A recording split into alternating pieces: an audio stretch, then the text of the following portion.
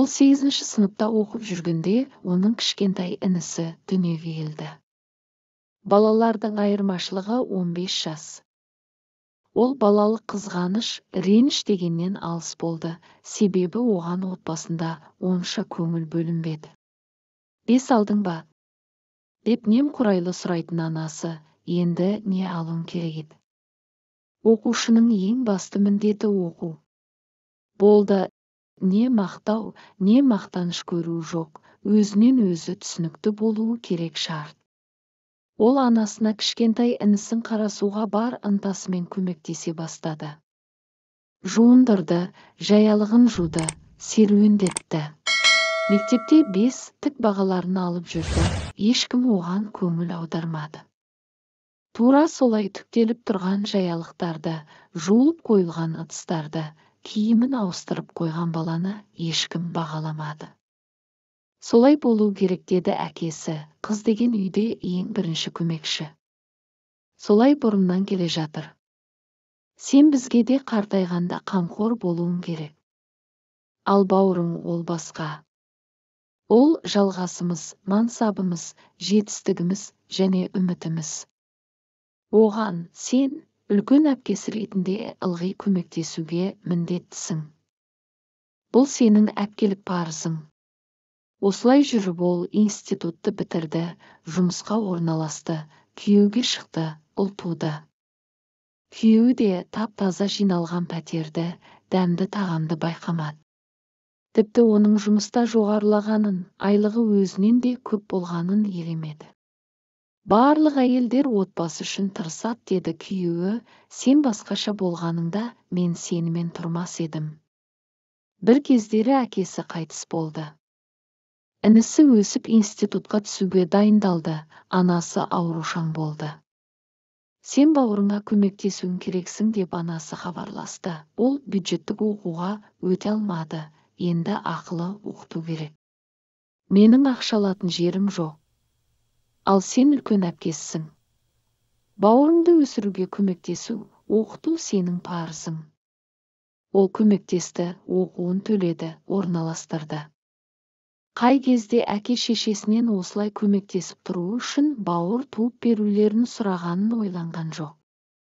Демалыс күндері демалудың орнына бұрынғы тұрған анасының үйіне жүгіреді. Студент інісінің бөлмесін тазалап, бір аптаға тамағын дайындап, анасының тоңазытқышын толтырып береді. Енді бұның бәрін кім жасау керек? Біз қызымыз ата-анасына көмектесуі керек деп есептедік.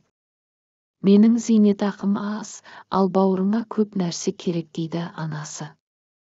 Сосын ол өз үйіне келіп, осы жасағандарының бәрін қайталап жасайды. Себебі ол әйел, ол міндетті. Тағы бірнеше жылдан соң оқуын бітіріп, орнын таппай жүрген інісін өз жұмысына орналастырды. Сонымен қатар балы жетпей бюджетке түсе алмаған ұлының оқуына да төлеп жүрді. Бір кезде оның күші таусылды. Тез шаршап өңі кетіп жылдам аза бастады. Бірақ жүгірісін тоқтата алмады, ол міндетті ғой. Диагнозын айтып стадиясын қойғанда бір жағынан кеште, бірақ емделіп көруге де болады деді. Өте қымбат болары мүмкін еді. Мен ондай ақшаны қайдан аламын деді күйеуі. Сен бойыңдағы өзгерісті ертерек түсінуің керек еді.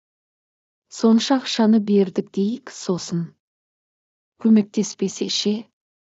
Саған бәрібір болады, ал қарызды мен қайтаруым керек па? Мен үйленейін деп жатырмын, жиған ақшам тойға керек деді бауыры. Сен енді бекем бол. Мен сонда қалай өмір сүреді екем деп анасы ашуға булықты. Келін маған қарайды дейсің ба? Өзің кінәлісің бәріне. Күтінуің керек еді. Жақындарыңды осынша шығынға батырамын деп неге ойламадың? Эгоистсің. Денсаулығыңа ертерек көңіл аударуың керек еді. Міндетті, оның құлағы шуылдап кетті. Тек ұлы ғана анасының жағдайын білген соң, қанша ақша керек екенін естігенде үнсіз барып арыз жазып, оқудан шығып кетті. Алдын ала 1 жылға төленген ақшасын қайтарып алды. жұмысқа тұрды. Ал ол емделуге кетті. Көмектесті. Аурумен бірге арқасын жазып, барлығына міндетті үлкен парызынан да арылды. Пәтер жалдап күйеуінен кетті. 3 бөлмелі пәтерін сатып, оны да өзі сатып алған кезінде ақшасын 3-ке бөлді. Күйеуі өз бөлігін қыдырумен бітірді де, қаланың шетіндегі қарт әке-шешесінің үйіне кетті. Баласы екеуі ипотекаға бір-бір пәтерден алды. Анасы інісінің отбасымен бірге тұрады. Оған телефон шалып тұрады, ұрсады. Міндеті, парызы туралы есіне салуға тырысады. Інісін де жұмыстан шығарып жіберді, себебі оның қатесін жасырып, арашылауды тоқтатты.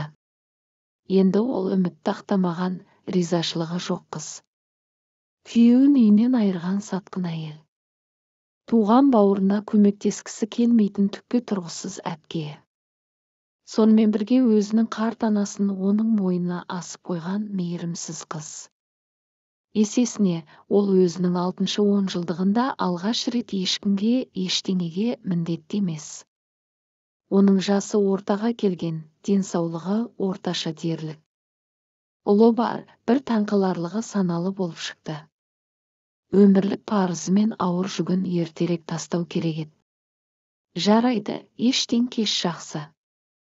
Маған бұл мақал әлде қайда көбірек ұнайды.